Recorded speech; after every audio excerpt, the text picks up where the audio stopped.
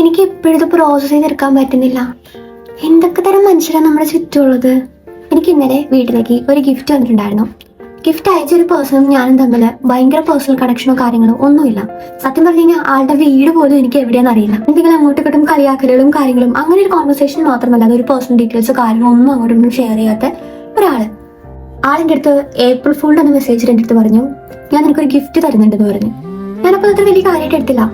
അതിനുശേഷം ഒരു 2 ദിവസത്തിന് ശേഷം എനിക്ക് മെസ്സേജ് അയച്ചിട്ട് എൻ്റെ അടുത്ത് പറഞ്ഞു, ഞാൻ ഓർഡർ പ്ലേസ് ചെയ്തിട്ടുണ്ടെന്ന് പറഞ്ഞു. അപ്പം ഞാൻ ആകെ ഷോക്കായി പോയി. സത്യം പറഞ്ഞാൽ എനിക്ക് മനസ്സിലായില്ലായിരുന്നു എന്തിനാണ് എനിക്ക് ഗിഫ്റ്റ് തരുന്നത് അല്ലെങ്കിൽ എന്താണെന്ന്. അപ്പം ഞാൻ ചോദിച്ചപ്പോൾ എൻ്റെ അടുത്ത് പറഞ്ഞു, നിനക്ക് ഏറ്റവും കൂടുതൽ ആവശ്യമുണ്ടെന്ന് എനിക്ക് തോന്നുന്ന ഒരു ഐറ്റമാണ് ഞാൻ നിനക്ക് ഓർഡർ ചെയ്തിട്ടുള്ളതെന്ന് പറഞ്ഞു. ഇപ്പോഴും കുറെ അധികം ഡൗട്ടും ക്വസ്റ്റ്യൻസും മാത്രമായിരുന്നു എനിക്ക് ഉണ്ടായിരുന്നത്. അത് കഴിഞ്ഞ് ഇന്നലെ വൈകിട്ട് ഐറ്റം എൻ്റെ കയ്യിൽ കിട്ടി. സത്യം പറഞ്ഞാൽ കിട്ടിക്കഴിഞ്ഞപ്പോൾ ഞാൻ ആകെ ഷോക്കായി പോയി, കുറച്ച് ഇമോഷണലായി പോയി.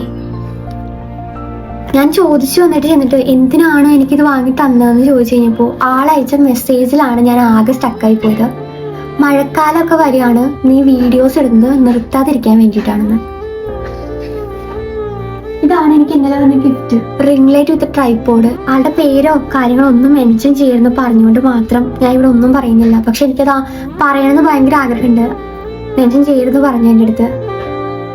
സത്യം പറഞ്ഞ് കോണ്ടന്റ് ക്രിയേഷൻ ചെയ്യാൻ തുടങ്ങിയതിന് ശേഷം ആണ് നമുക്ക് പരിചയമില്ലാത്തവരുടെ സപ്പോർട്ടിനെ പറ്റിയിട്ട് മനസ്സിലായത്. ഞാൻ വീഡിയോസ് ഇടുമ്പോൾ സപ്പോർട്ട് ചെയ്യുന്ന ഒത്തിരി പേരുണ്ട്. എന്നെ പരിചയമില്ലാത്ത ഒത്തിരി കുട്ടികൾ, ഒത്തിരി ചേട്ടന്മാര്, ഒത്തിരി ചേച്ചിമാര് ഒക്കെ എനിക്ക് മെസ്സേജ് അയക്കാറുണ്ട്.